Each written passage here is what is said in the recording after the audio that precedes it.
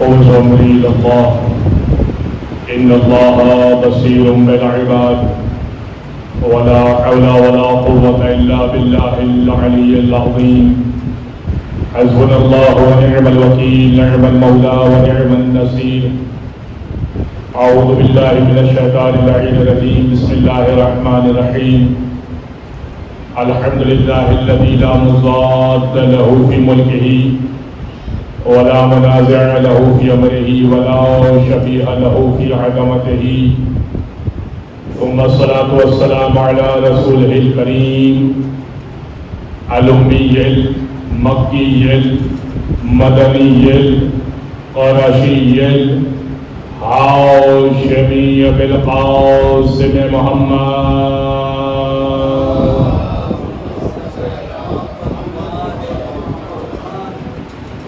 وعلى أهل بيته الطيبين الطاهرين واللعنة الدائمة على أعدائهم أجمعين من يوم ظلمهم وعداوتهم إلى قيام يوم الدين أما بعد فقد قال الله سبحانه وتعالى في محكم كتاب مبين بسم الله الرحمن الرحيم إن الذين آمنوا وعملوا الصالحات أولئك هم خير البرية صلوات على محمد وآل محمد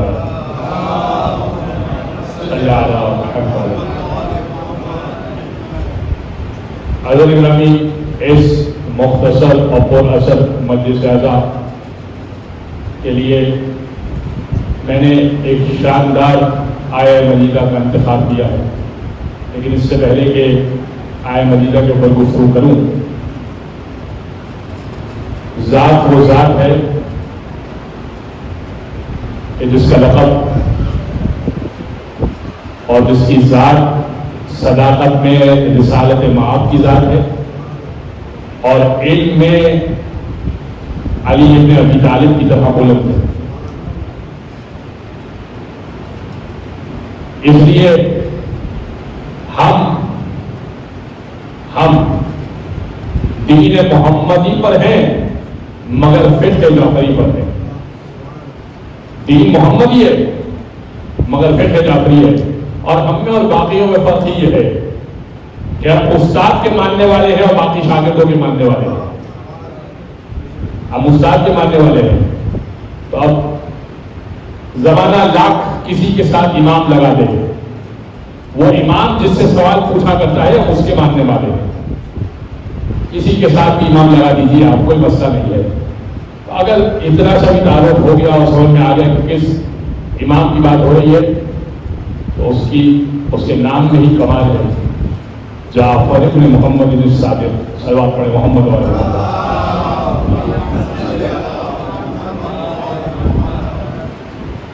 جعفر کا مطلب ہوتا ہے جنت میں بہتی ہوئی نہر. اور بعض نے لکھا کہ علم کا پھوٹتا ہوا سمندر بھی ایک مطلب ہوگا. جنت کی ایک نہر کا نام ہے جعفر، اور بعض نے لکھا کہ علم کا پھوٹتا ہوا سمندر وہ بھی مراد ہوگا. چلے جو بھی معنی لینا ہو لے لیجیے، مگر اگر جنت کی نہر سے فائدہ اٹھانا ہو تب بھی جعفری ہونا ہوگا، اور علم کے پھوٹے ہوئے سمندر سے فائدہ اٹھانا ہو تب بھی جعفر بن محمد سے فائدہ ہوگا. توجہ ہے؟ جب امام باقر کی شہادت ہوئی نا، میں یہاں سے شروع کروں گا. جب امام باقر کی شہادت ہوئی نا تو راوی کہتا ہے کہ میں ساتویں امام کے پاس آیا. ٹھیک ہے، پانچویں امام کی شہادت ہو گئی اور چھٹے امام کے پاس آیا تعزیت کے لیے آیا. اور آنے کے بعد عجیب انداز سے تعزیت کی.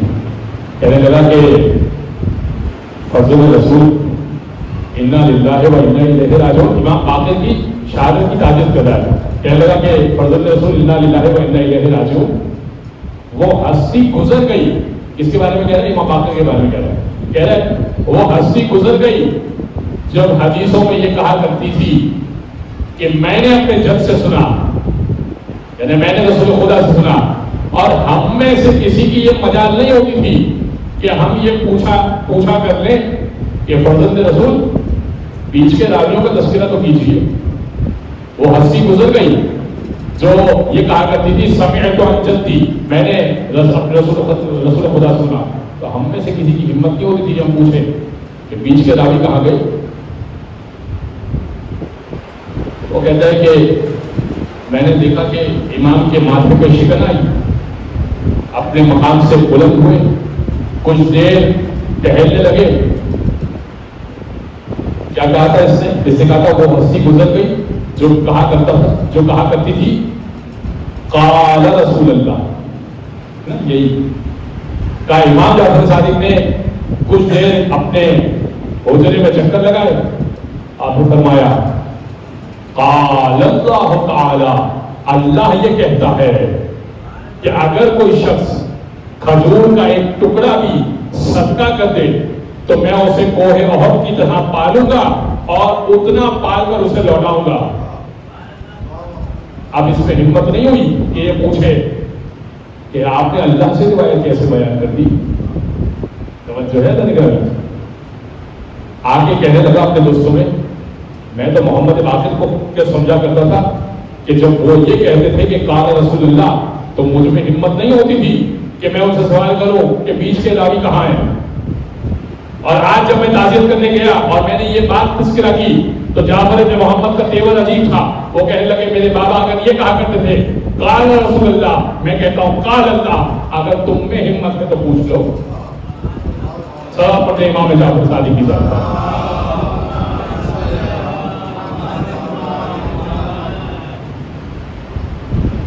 یہ ہے امام جعفر صادق کی ذات. میں نے آیت پڑھی، عجیب آیت ہے، سورہ بینہ کی آیت ہے، 7ویں آیت. ان الذین آمنوا وعملوا الصالحات، وہ لوگ کے جو ایمان لائے اور عمل صالح کیا، اولئک هم خیر البریہ، زمین پر بہترین لوگ وہی ہیں. ایمان لے کر آئے، عمل صالح کیا. خیر البریہ، انسانوں میں بہترین مخلوق وہی ہے. بھائی آپ میں سے ذکر اہل بیت کرنے والے میرے سامنے تشریف فرمائے، اللہ ان کے علم میں عمل میں اضافہ فرمائے. آپ میں سے بہت سارے افراد ایسے ہیں جو مجالس میں شریک ہوتے ہیں اور باقاعدگی سے شریک ہوتے ہیں، تو باعمل بہت سارے افراد ہیں اور کوشش کرتے رہتے ہیں. انتظامات سنبھالنے والے بہت سارے افراد ہیں. تو ہر شخص اپنے لحاظ سے کوشش کر رہا ہے اور بہت محنت کر رہا ہے آخرت کے لیے، ہے نا. آخرت بھی بغیر محنت کے حاصل نہیں ہوتی. لیکن بہترین شخص کون ہے؟ ان الذین آمنوا وعملوا الصالحات، ایمان لے کر آئے اور عمل صالح کرے. اولئک هم خیر البریہ، زمین پر جو بہترین ہے وہ یہ لوگ ہیں. تو بھائی ایمان بھی عمل صالح بھی تو ہم ہوں گے، خیر البریہ تو ہم ہوں گے. یہ جو بھی ہوگا ایمان لے کر آئے عمل وہ ہوگا. آیت کا مصداق کون ہے؟ بھائی سوال ہے نا، آیت کا مصداق کون ہے؟ کوئی گلی کے کونے سے اڑ جائے کہہ دے میں ایمان والا ہوں عمل صالح کرتا ہوں تو زمین پر بہترین شخص میں ہوں. اور مسجد کے باہر کوئی شخص مل جائے، بھائی یہ اسکول جو آپ دیکھ رہے ہیں یہ ہم نے بنایا، کوئی کہہ دے یہ ہاسپٹل جو آپ دیکھ رہے ہیں یہ ہم نے بنایا، تو خیر البریہ کا مصداق ہم ہے. کوئی بھی دعویٰ کر سکتا ہے. آپ سنیے گا روایت، دیکھیے قرآن کافی نہیں ہے، یہی تو سمجھا رہا ہوں. قرآن کافی نہیں ہے. پہلی مجلس میں نے عرض کی تھی آپ کی خدمت میں کہ تنہا قرآن کافی نہیں ہے. آپ ایک آیت کو پڑھ کر نتیجہ نہیں نکال سکتے. ہر شخص کہے گا اس کا مصداق میں ہو. راوی کہتا ہے کہ میں 5ویں امام کی خدمت میں موجود تھا اور جب میں گیا نا، اچھا راوی کا نام ہے طاہر. طاہر کہتا ہے کہ میں 5ویں امام کی خدمت میں موجود تھا اور ابھی میں امام سے فیض حاصل کر رہا تھا کہ چھٹے امام داخل ہوئے. امام چھٹے امام داخل ہوئے. جیسے داخل ہوئے نا تو کہا طاہر تمہیں معلوم ہے خیر البریہ کون ہے، زمین پہ بہترین لوگ کون ہیں؟ تو طاہر نے کہا کہ مولا بیان کیجیے کون ہے. کہا جو یہ ابھی داخل ہوا ہے نا یہ زمین پر بہترین شخص ہے، اہل بیت ہے اس کا مصداق. بہترین شخص اگر کوئی ہے زمین پر. اب میں اس کی مثالیں دوں گا نا آپ کی خدمت میں. ایسا تو نہیں ہے کہ آپ کو خالی آیا تو مثال بیان کر کے چھوڑ دوں. تو آپ مثالیں سنیے گا. ایک شخص آیا امام کے پاس. اچھا امام جعفر صادق نے خدمت مختلف انداز سے کی ہے. توجہ ہے سن رہے ہیں؟ اور ہونے والی پریشان تو نہیں ہو رہے. امام جعفر صادق نے دین کی مختلف انداز سے خدمت کی ہے. مناظر موجود ہے مولا کے علمی دروس موجود ہے. یعنی 36 سال یا 37 سال مولا کا دور امامت رہا ہے. یہ بہت بڑا عرصہ ہوتا ہے دور امامت. دور امامت کی بات کر رہا ہوں, حیات کی بات نہیں کر رہا. دور امامت کا مطلب وہ ہوتا ہے کہ پچھلا امام گزر جائے اور خود کو امامت کا موقع ملے. اس 36 سال میں مولا نے بہت کچھ بیان کیا. اس میں مولا کے مناظر موجود ہے, مولا کے درس موجود ہے, فضائل موجود ہے مولا کے. تو کچھ باتیں پیش کر سکوں گا, ظاہر سی بات ہے کہ بہت ساری باتیں پیش نہیں کر سکوں گا. ایک مناظرہ پیش کروں گا, 2 حج کے واقعات پیش کروں گا اور ایک باتیں اور پیش کروں گا خیر البریہ کے عنوان سے. ایک شخص آیا اور آنے کے بعد کہنے لگا مجھے خدا پر دلیل دے دیجیے. میں خدا کے بارے میں بڑا کنفیوز چل رہا ہوں, اللہ کے بارے میں دلیل دے دیجیے. مسجد نبی کا واقعہ ہے. اچھا مناظر مولا کے بڑے مشہور ہیں. امام نے فرمایا کہ مجھے تو سب جانتے میرا نام جعفر بن محمد ہے, تو اپنا نام تو بتا. بھائی نام بتائے گا تو آغاز ہوگا نا کوئی بات کا. تو اپنا نام تو بتا, خدا پہ دلیل چاہیے تجھے. تو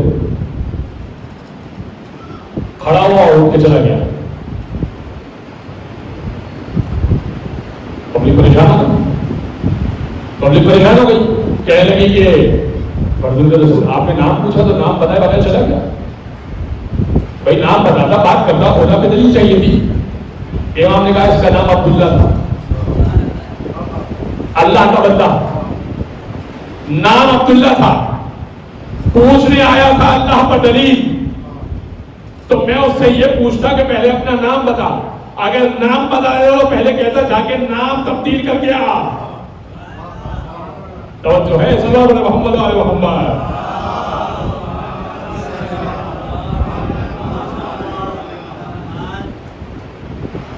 نام تو تبدیل کر کے آیا, اللہ پہ دلیل سے یہ نام عبداللہ رکھ کر آیا. یہ ہے خیر البریہ. ایسے چت کر دیا کرتے تھے امام کہ سامنے والے کے پاس کوئی جواب نہیں ہوا کرتا تھا. اور یہ معاملہ فقط ایسا نہیں کہ آپ کو مناظرے میں ملے گا, اخلاق میں امام کا یہی عالم تھا. زمین پر بہترین شخص اگر ہے تو جعفر بن محمد اس دور میں تھا. ٹھیک ہے, مسجد نبی کا ہی واقعہ ہے. حج کا دور تھا, ظاہر ہے کہ لوگ مسجد نبی کا بھی رخ کیا کرتے تھے. ایک حاجی ابھی بھی پروردگار میں دعا کرنا رہتا ہوں کہ پروردگار ہم سب کو اس سال ہر سال بار بار حج نصیب فرمائے. اور جن کا واجب حج نہیں ہوا تو حج اپنا واجب ادا کر لیں, اس سے کہ اس کے بارے میں سخت وعید ہے. رسول اسلام نے فرمایا کہ اگر کوئی شخص اپنا حج واجب نہیں کرتا, عزت الاسلام نہیں کرتا, مجھے فرق نہیں پڑتا یہودی مرے یا نصرانی مرے, عیسائی مرے, مجھے فرق نہیں پڑتا, مگر میرے کلمے پر نہیں مرے گا. عمریں بہت کر لی ہے, زیارتیں بہت کر لی, مگر حج پہ نہیں گئے. مال موجود ہے, جا بھی سکتے ہیں, صحت بھی موجود ہے, حج کے لیے جائیے. بس اس سے زیادہ گفتگو نہیں کروں گا. تو حج کا دور تھا. ایک حاجی صاحب مسجد نبی میں سو گئے تھے.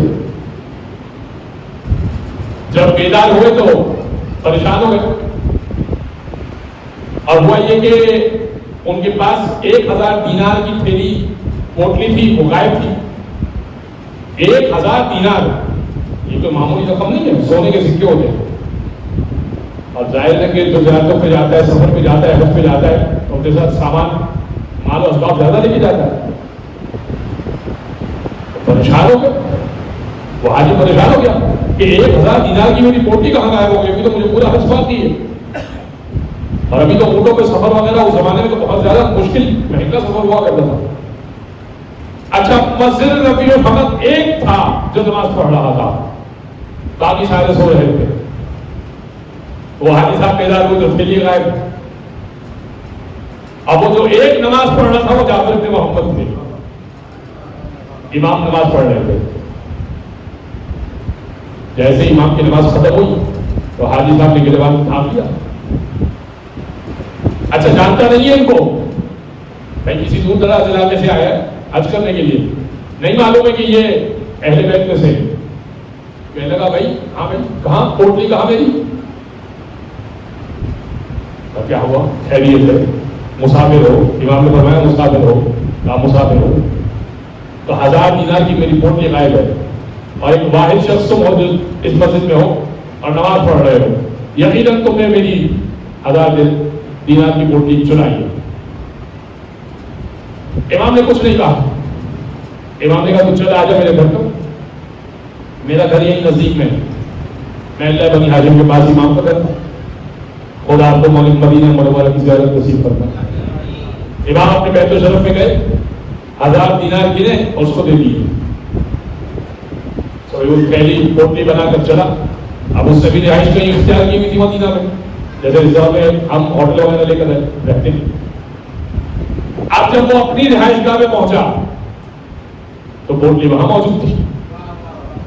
وہ یہ سمجھا تھا کہ میں مسجد میں لے کے چلا تھا اور سو کے اٹھا تو پوٹلی غائب تھی۔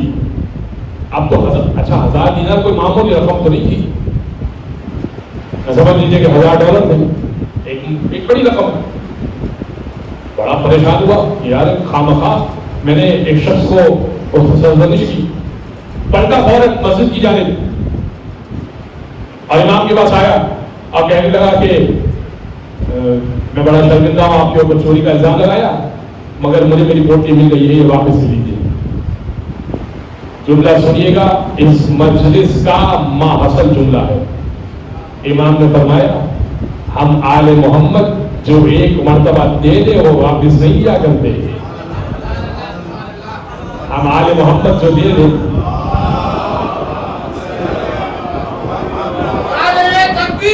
اللہ اکبر، یا رسول اللہ،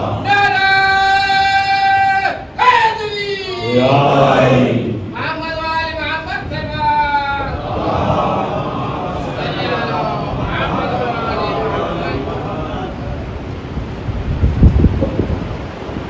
انتظامیہ کہہ رہی تھی کہ پبلک جو ہے وہ جواب نہیں دیتی۔ یہ جعفر بن محمد کے فضائل ہیں۔ ایک عجیب شعر میرے دماغ میں آ گیا کہ وہ جو روایت میں نے پڑھی تھی نا کہ جب وہ راوی نے کہا تھا کہ ہم سے یہ جرت نہیں ہوتی تھی کہ ہم قال رسول اللہ پر سوال کریں اور امام جعفر صادق قال اللہ کہا کرتے تھے۔ شاعر نے کیا خوب کہا کہ ایک آفتاب پسے آفتاب آتا ہے، ایک آفتاب پسے آفتاب آتا ہے، علی کے گھر میں علی کا جواب آتا ہے۔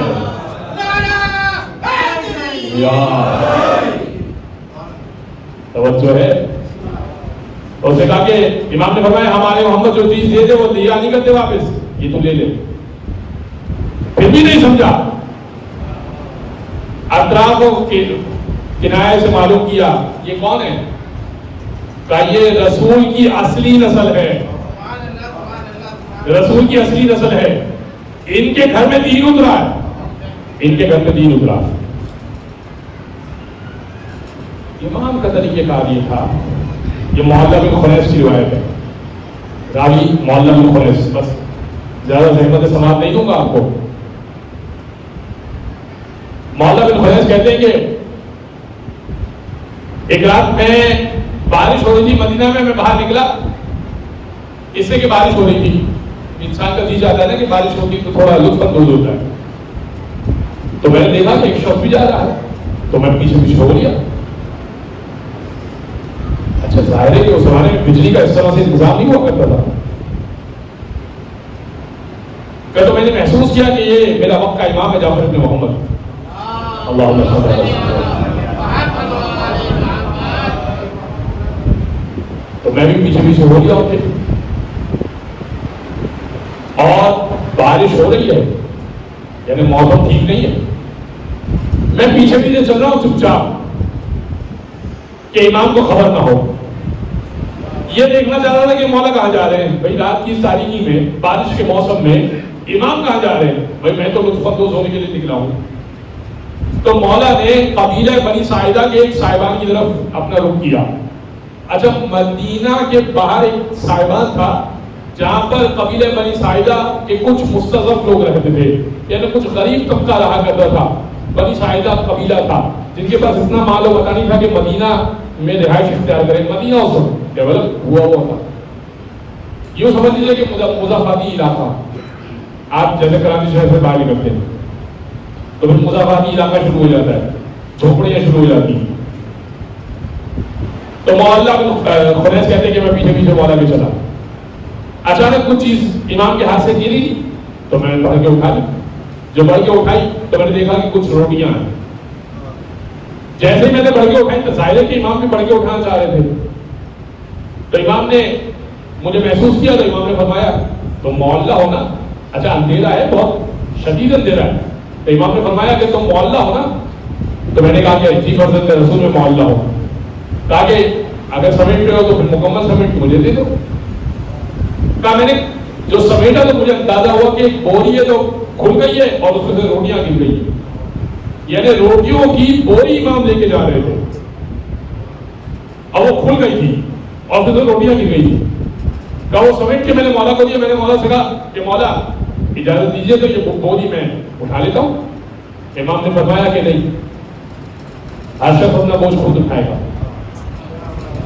ہر شخص اپنا بوجھ خود اٹھائے گا. مولا نے کہا کہ مولا نے کہا کہ مولا میں ساتھ چل سکتا ہوں. کہا بالکل چلو صاحب. کہا میں مولا کے پیچھے پیچھے ہو گیا اور آپ بنی ساعدہ کے صاحبان میں پہنچا تو لوگ سو رہے تھے. صاحبان تھا, بارش اثر نہیں کر رہی تھی ان پر, لوگ سو رہے تھے اور بھوک کی وجہ سے نڈھال ہو کر سو رہے تھے جیسے غریب سو جاتا ہے. میں نے دیکھا کہ فرزند رسول نے بوری کھولی اور دو روٹیاں نکالی اور سب کے لباس میں چھپا دی. لباس میں کسی نے چادر اوڑھی ہے, کسی نے کچھ اوڑھا ہوا ہے, جو انہوں نے اپنے آپ کو ڈھانپنے کے لیے اوڑھا ہوا ہے اس کے لباس میں 2 روٹیاں ڈال دی تاکہ وہ اٹھے تو ان کو کھانا ملے. ساتھ میں رکھی نہیں کہ کوئی جانور نہ اٹھا لے, خراب نہ ہو جائے. اب میں واپس ہو گیا, ساری امام نے بانٹ دی. میں نے امام سے فرمایا, میں نے امام سے پوچھا مولا کیا یہ آپ کے حق کو پہچانتے اور جو ہے حق کو پہچاننے کو سمجھتے ہیں؟ کیا یہ آپ کی ولایت والے ہیں؟ کیا یہ آپ کی جد کی ولایت والے ہیں؟ امام نے فرمایا اگر ہمارے حق کو پہچانتے تو فقط روٹی نہیں رکھتا, ساتھ میں نمک بھی رکھتا.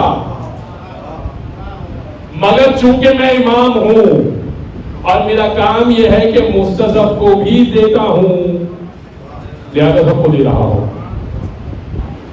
صلوات پڑھیں محمد اور محمد.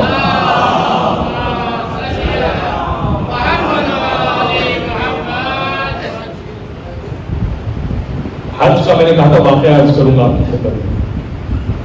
2 واقعات چھوٹے چھوٹے عرض کر کے میں منزل مسائل پر آ جاؤں گا. بس مختصر سے واقعات ہیں.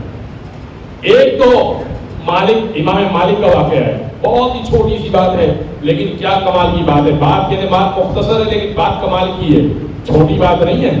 اور یہ ہر دفعہ میں حاجیوں کو بیان کرتا ہوں جب پروردگار کو لا لیتے ہیں اپنے در پر.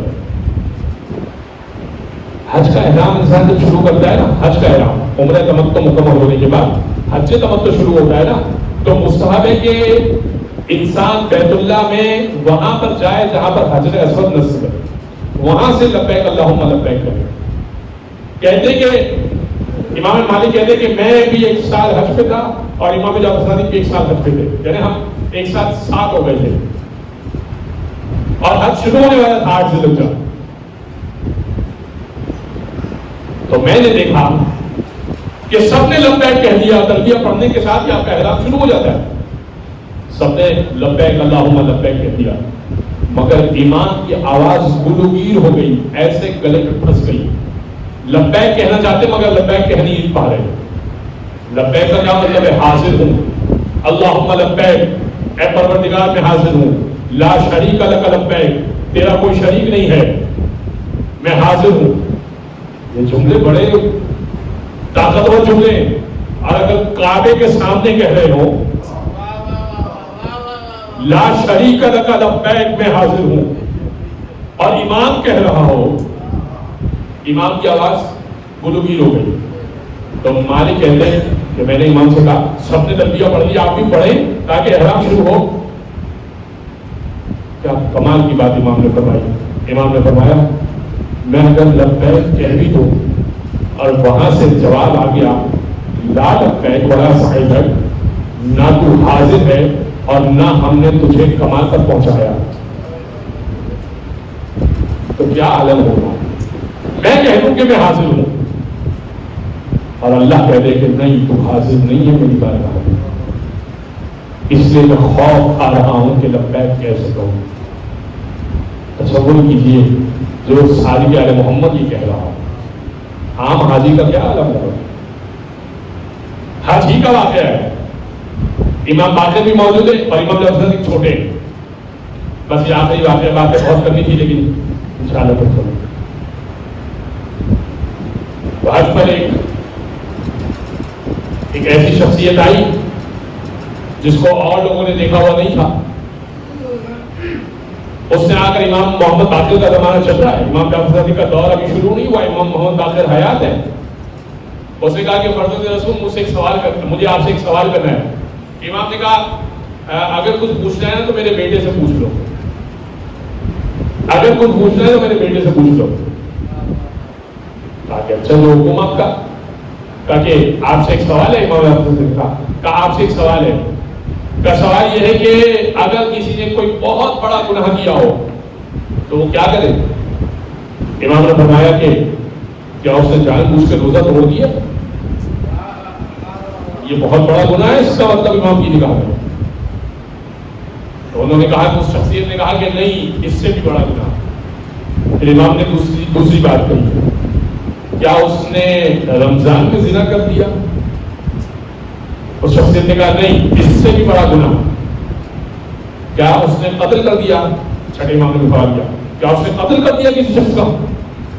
کہا نہیں، اس سے بھی بڑا گناہ کر دیا ہو کسی نے۔ پھر امام نے فرمایا اگر اس سے بھی بڑا گناہ کسی نے کیا ہو نا، قتل سے بڑا گناہ، اب اس سے سوال یہ تو کیا کرے؟ اگر کر لیا تو کیا کرے؟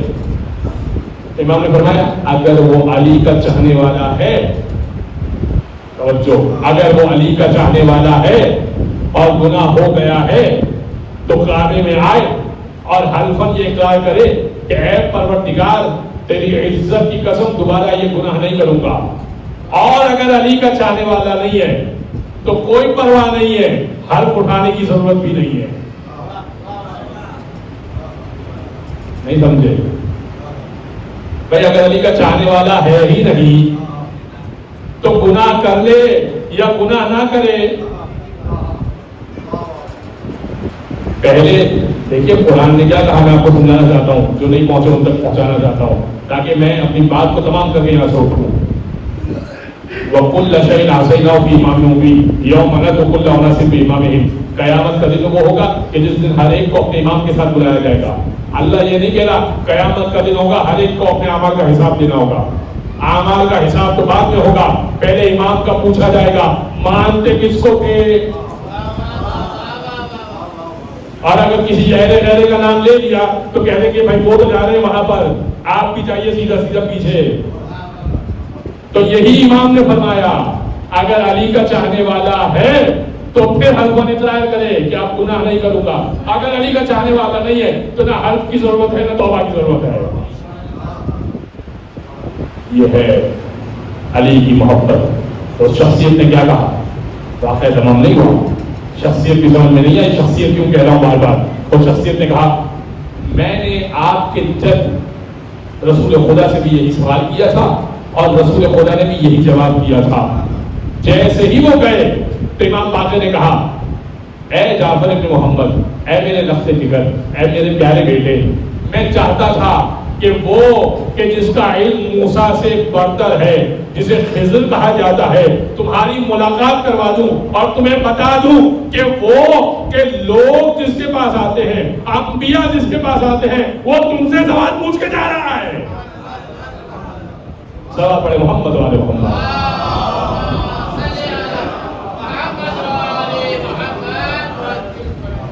یہ اہل بیت اطہار ہیں، یہ اہل بیت اطہار ہیں کہ جو خیر البریہ ہے، جن کی ذات وہ ذات ہے کہ ہر طبقے کو فائدہ پہنچا۔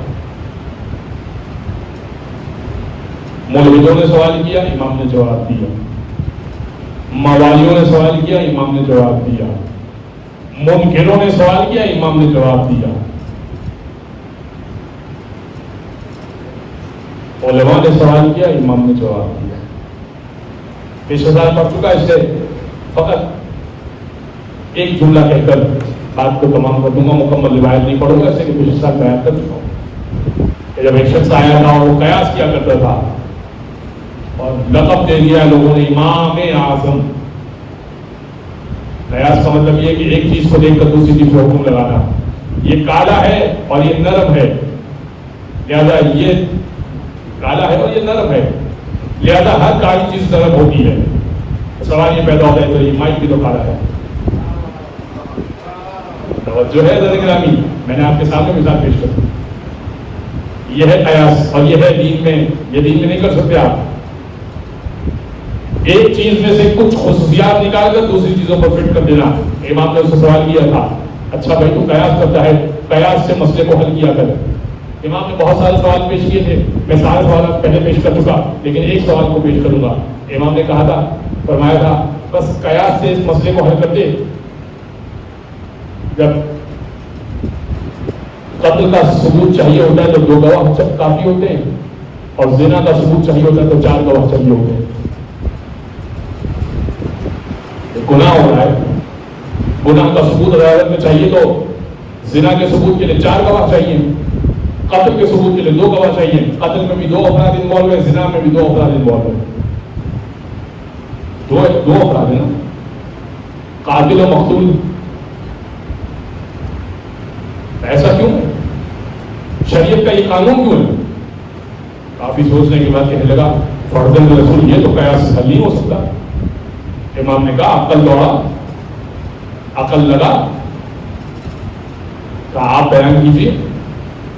امام نے کہا اس کا سامنے حل موجود ہے، قاتل میں گناہگار فقط ایک ہے، اور وہ جو قاتل ہے وہ گناہگار بھی ہے، اس لیے اس کو ثابت کرنے کے لیے 2 گواہ کافی ہیں۔ زنا میں گناہگار 2 ہیں، اس لیے 2 افراد کے اوپر 4 گواہ چاہیے۔ وہاں پر تو ایک مقتول ہے، ایک مر گیا، لہٰذا اس کے لیے کیا ثبوت چاہیے؟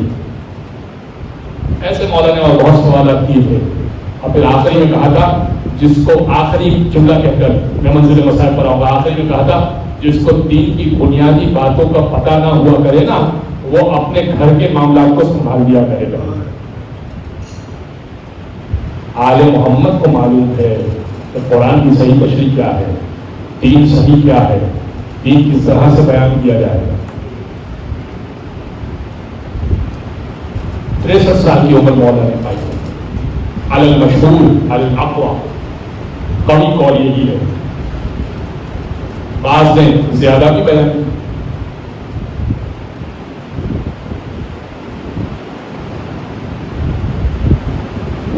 لیکن جب بہت زیادہ مشہور ہو گیا، مولا کا مدرسہ جس میں 4000 افراد بیٹھ وقت علم حاصل کیا کرتے تھے،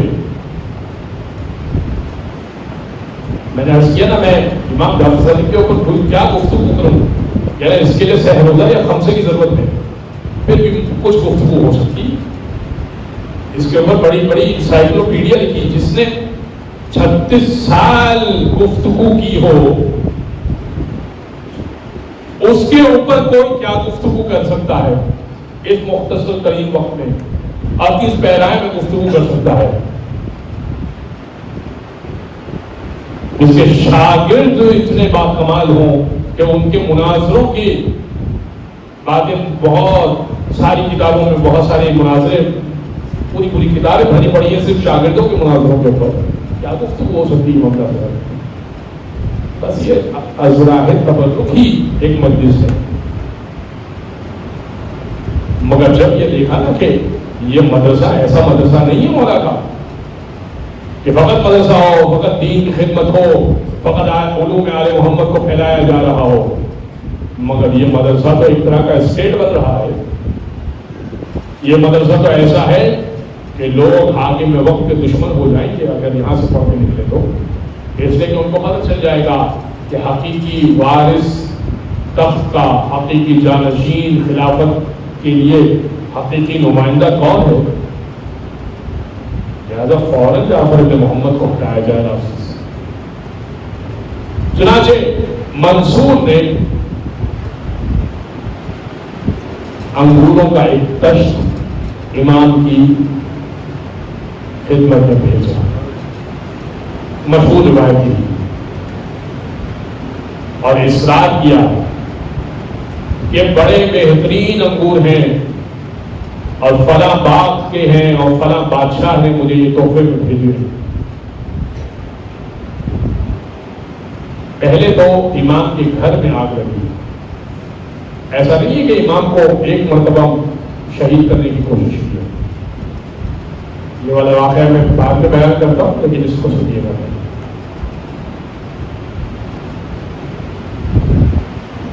جب امام کے گھر میں اچانک ایک دن ایک رات آگ بھڑک اٹھی نا، نہیں معلوم کہ کس نے گھر میں آ کر آگ لگا دی اور کیا ہوا، مگر اصحاب مدینہ بہت مختصر سا مدینہ ہے، اس دور کی مسجد نبی اس دور کا مدینہ، آپ نے یقیناً تصویروں میں اور ویڈیوز میں دیکھا ہوگا کہ مسجد نبی کتنی ہے، بس جتنی مسجد نبی ہے وہ اس دور کا مدینہ ہوگا، اور جعفر بن محمد کے گھر میں آگ لگ گئی۔ کوشش کی کہ امام کو جلا کر مار دیا جائے، اصحاب جمع ہو گئے اور امام کی مدد کرنے لگے آگ بجھانے میں۔ آگ تو فوراً بجھ گئی۔ امام کے گھر میں بہت ساری مشغولات بھی تھی، وہ ایک حجرے سے دوسرے حجرے، دوسرے حجرے سے تیسرے۔ آپ کو معلوم ہے بچے، خواتین بے چین ہو جاتی ہے جب آگ مطلب اٹھے۔ اصحاب نے یہ خدمت کی کہ امام کا سامان جو ہے نکال کے گھر سے باہر نکال کے رکھ دیا، کافی پانی ڈالا گیا اور آگ بجھ گئی۔ فرزند رسول کو لوگوں نے دیکھا کہ کونے میں کھڑے ہو کر رو رہے، اور فرزند رسول یہ فدیہ کس بات کا ہے، رو کیوں رہے، آگ تو بجھ گئی، آپ کا کوئی بچہ جلا نہیں ہے، آپ کی کوئی خاتون مری نہیں ہے، آپ کا سامان کا بھی زیادہ نقصان نہیں ہوا۔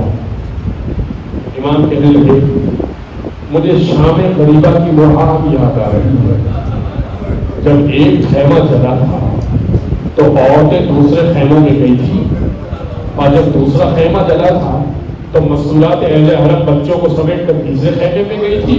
اور پھر مجھے یاد آتا ہے کہ جب آخری خیمہ جلنے لگا تھا نا تو سید سجاد بستر پہ پڑے تھے اور جناب زینب نے سوال کیا تھا جل کے مر جائیں یا بے پردہ باہر نکل جائیں۔ میں نے آج دیکھا نا جب میری عورتیں یہاں سے وہاں جا رہی ہیں، مجھے کربلا کی وہ شام یاد آ گئی جب خیموں کو جلایا گیا۔ ہاں عزیزوں، آپ کی آنکھوں میں آنسو آ گئے، اللہ آپ کے پرسے کو قبول کرے۔ اگر جعفر بن محمد کے گھر کی آگ کے اوپر آپ کے آنکھ میں آنسو آ گئے، اللہ آپ کے پرسے کو قبول کرے۔ دو جملے مصائب کے سنو اور مجھے رخصت دو، سنیے گا۔ بس ایک کشت لایا گیا، اس میں انگور موجود تھے، ہاں دعوت دی گئی کہ ان انگوروں کو کھایا جائے۔ امام نے انگوروں کو کچھ تناول کیا، زہر اتنا قاتل زہر تھا کہ امام کی آنتیں باہر آنے لگی، منہ کو آنے لگی، امام بے چین ہو گئے، ہاں جسم زرد مائل ہو گیا۔ امام جب تڑپنے لگے نا تو اب تمام اصحاب کو بلایا، تمام افراد کو بلایا۔ جناب ام فروا سے کہا ام فروا تمام افراد کو بلاؤ، میرے بچوں کو بھی بلاؤ، میرے اصحاب کو بھی بلاؤ۔ سارے اصحاب آ گئے۔ دو وصیتیں مولا نے کی۔ امام نے فرمایا لا ینالو شفاعتنا من استخف بالصلاۃ، دیکھو ہماری شفاعت اس تک نہیں پہنچے گی جو نماز کو بڑا معمولی سمجھے گا۔ اور دوسری وصیت امام نے کی، میرے بیٹے موسیٰ میں 10,000 درہم چھوڑے جا رہا ہوں، مینا میں 10 سال میرے نام کی عزاداری کرواتے رہنا، میرے نام کا ماتم کرواتے رہنا، میرے نام کی مجلس کرواتے رہنا۔ مولا نے وصیت کے ذریعے بتایا دیکھو نماز بھی ہوتی رہے، ذکر حسین اور ذکر جعفر صادق بھی ہوتا رہے، ہاں بس جنازہ اٹھا تو بڑی شان سے حکومت نے اعلان کیا جعفر ابن محمد کا جنازہ، مدینہ کا سب سے بڑا جنازہ، تاریخ نے لکھا 10,000 افراد جنازے میں شریک ہوئے۔ بعض نے 4000 کا لکھا. بڑے بڑے اصحاب بڑے بڑے افراد آئے, ہاں جنازے کو اٹھایا, کندھا بھی دیا. جنت البقیع میں ماں کے پہلو کے برابر, جد کے پہلو کے برابر, بابا کے پہلو کے برابر جگہ ملی. مگر میں کہوں گا اسی جنت البقیع میں ایک سید سجاد بھی دفن ہے, جو جب شام کے لیے چلا تھا, اب کوبا کے لیے چلا تھا, تو بابا کو ریت میں چھوڑ کر گیا تھا اور کہہ رہا تھا بابا مجھے معاف کیجئے گا, میں جلدی ریتی میں آپ کے جنازے کو اس لیے چھوڑ کے جا رہا ہوں, میرے پاس لباس نہیں ہے کہ آپ کو کفن دے سکوں, میرے ہاتھ بندھے ہوئے ہیں کہ آپ کے جنازے کو دفنایا جائے. الا ولعنۃ اللہ علی القوم الظالمین وسيعلم الذين ظلموا أيام انقلب ينقلبون.